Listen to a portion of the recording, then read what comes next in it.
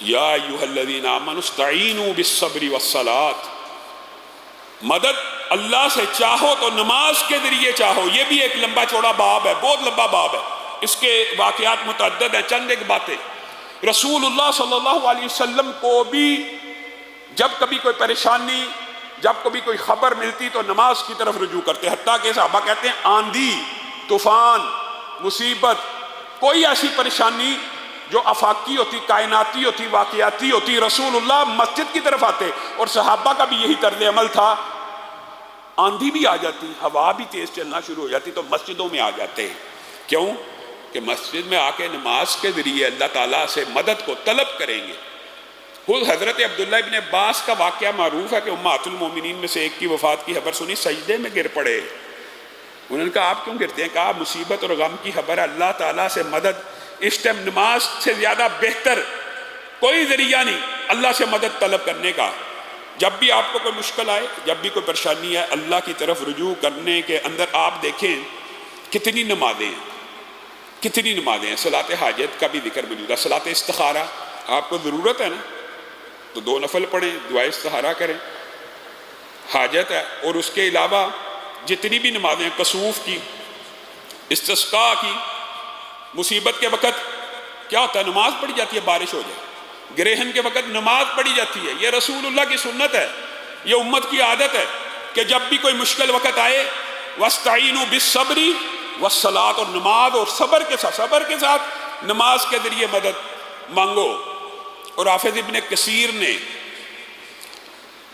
حافظ ابن ساکر سے ایک واقعہ نقل کیا ہے اپنی تفسیر میں، اور یہ واقعہ اس سے ملتے جلتے 2 واقعے نقل کیے۔ ایک واقعہ صحابی ابو مغلق کا ہے اور یہ ایک عام بندے کا ہے، دونوں کو کنفیوز نہیں کرنا، اس واقعے کے الفاظ اور اس واقعے کے الفاظ فرق ہے۔ یہ خالصتاً نماز سے مدد مانگنا ہے۔ وہاں پہ ابو مغلق صحابی نے جو مدد مانگی تھی یا مغیث واغثنی کے ذریعے مانگی تھی، یہاں پہ یہ بندہ خچر کرائے پہ دینے والا، اس کو ایک بندہ خچر کرائے پہ لیتا ہے، جنگل میں لے گیا، اس نے کہا یہ رستہ میں نہیں جانتا، اس نے کہا مجھے آتا ہے، خیر وہ اس رستے پہ چل پڑا، آگے دیکھا انسانوں کی کٹی ہوئی لاشیں اور ہڈیاں پڑی ہیں، اس کو سمجھ آ گئی میرے ساتھ دھوکہ ہو گیا، یہ کرائے پہ میرا جو خچر لے کے جا رہا ہے اس کی نیت بد ہے۔ اس بندے نے کہا تیار ہو جا، میں تجھے قتل کرنے لگا ہوں، خچر اور سامان میرے سپرد کر دے۔ بڑے اصول ترلے واسطے دیے، یہ ایک عام بندے کا واقعہ، وہ صحابی کا واقعہ، یہ ایک عام بندے کا۔ اس نے کہا مال تو تیرا ہو ہی چکا، میرا خچر بھی میرا ہی ہو چکا ہے، اب تو مجھے ان چیزوں کی آفر کرتا ہے جو میری پہلے ہی ہو چکی ہیں، بس اب میں تجھے زندہ نہیں چھوڑوں گا، کیونکہ اگر میں نے تجھے زندہ چھوڑ دیا تو واپس جا کے عمال اور حکام کو بتائے گا، وہ میرے پیچھے آئیں گے، مجھے گرفتار کر لیں گے، تیری جان بخشی نہیں ہو سکتی۔ تو اس نے کہا صرف ایک موقع دے دے کہ میں 2 رکعت نماز کو ادا کر لوں۔